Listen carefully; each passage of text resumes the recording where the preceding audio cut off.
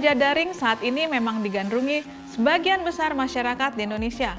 Bertransaksi melalui platform media sosial dinilai lebih murah, praktis, dan mudah. Dengan jumlah pengguna TikTok terbesar di Asia Tenggara, Indonesia menjadi potensi pasar yang menjanjikan untuk fitur belanja daring yang dikembangkan TikTok melalui TikTok Shop. Pemerintah tidak ingin tinggal diam dan membiarkan penjualan para pelaku UMKM dan pedagang menjadi lesu. Melalui Kementerian Perdagangan, pemerintah resmi melarang TikTok Shop berdagang. Bahkan, pihaknya juga memberikan tenggat seminggu agar TikTok Shop segera menutup platformnya. Ada apa di balik alasan pemerintah melarang TikTok Shop? Dan apakah benar ada dugaan monopoli perdagangan di platform ini?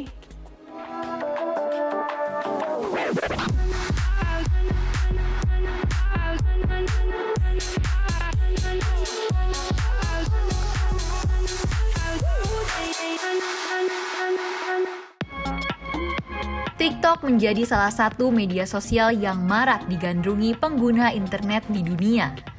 Menurut pemaparan CEO TikTok Shou-Zi Chew, Indonesia menempati peringkat kedua dengan jumlah pengguna aktif TikTok terbesar di dunia, yaitu mencapai 125 juta berdasarkan monthly active user. Wah, banyak sekali ya peminatnya. TikTok merupakan platform media sosial dengan layanan berbagi atau hosting video berdurasi pendek.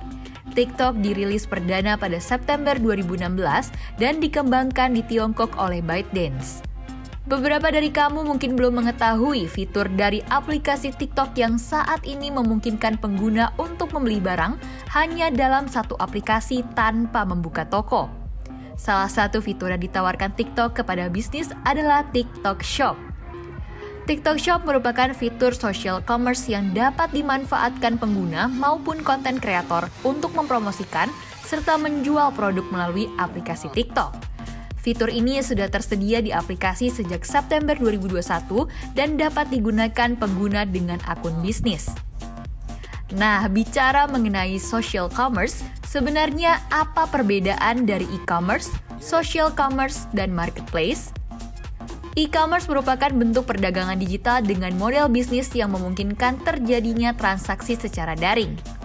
E-commerce termasuk platform yang cenderung berdiri sendiri. Lalu, apa itu social commerce? Social commerce adalah praktik jual beli barang atau jasa melalui media sosial. Model bisnis ini mendorong media sosial untuk menyediakan fitur-fitur yang melebihi fungsi awal pembuatannya. Dan yang terakhir, marketplace merupakan platform digital pihak ketiga yang menyediakan tempat bagi banyak penjual untuk dapat memperjualkan produk mereka kepada para konsumen secara daring. Jadi, sudah cukup terbayangkan kan perbedaan dari tiga hal ini? Nah, coba sobat komen di bawah apa saja yang termasuk dari ketiga hal ini. Berdasarkan survei Populix tahun 2022, TikTok Shop merupakan platform social commerce paling banyak digunakan di Indonesia, mengalahkan WhatsApp, Facebook Shop, Instagram Shop, dan Telegram. Selain itu, TikTok Shop juga menguasai pasar Asia Tenggara. Tercatat transaksi sebesar 4,4 miliar US dollar sepanjang 2022. Angka ini meningkat 4 kali lipat secara tahun ke tahun. Melihat tingginya angka peminat TikTok Shop di Indonesia dan bahkan di Asia Tenggara, apa sebenarnya alasan TikTok Shop banyak diminati? Yang pertama, karena harga yang lebih murah. Lalu banyak diskon yang ditawarkan, fitur yang disediakan mudah untuk digunakan, dan terakhir iklan produk yang terus muncul. Masalah mulai timbul ketika derasnya transaksi daring di aplikasi tersebut, yang justru berdampak terhadap turunnya angka penjualan oleh para pelaku UMKM dan pedagang pasar. Melalui revisi Peraturan Menteri Perdagangan Nomor 50 Tahun 2020, pemerintah tegas melarang transaksi daring di media sosial melalui TikTok Shop dan sejenisnya. Hal ini sebagai upaya untuk menghindari adanya monopoli algoritma dan menciptakan iklim perdagangan yang adil.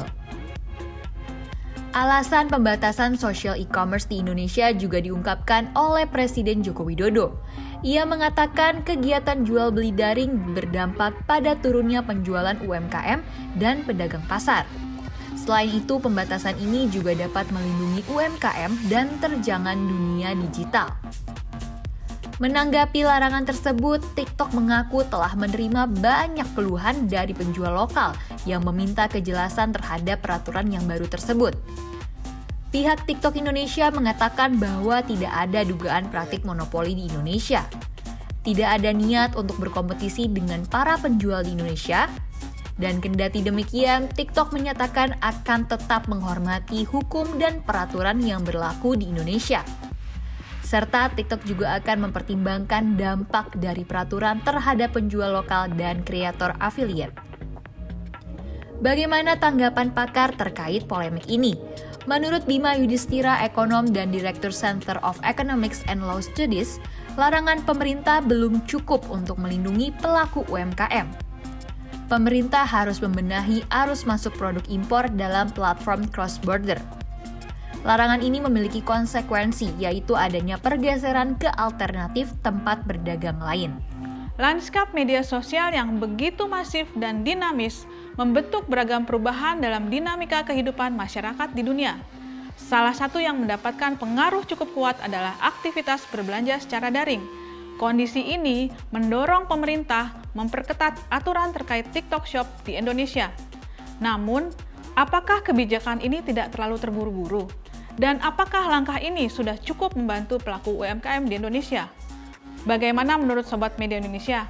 Komen di bawah ya.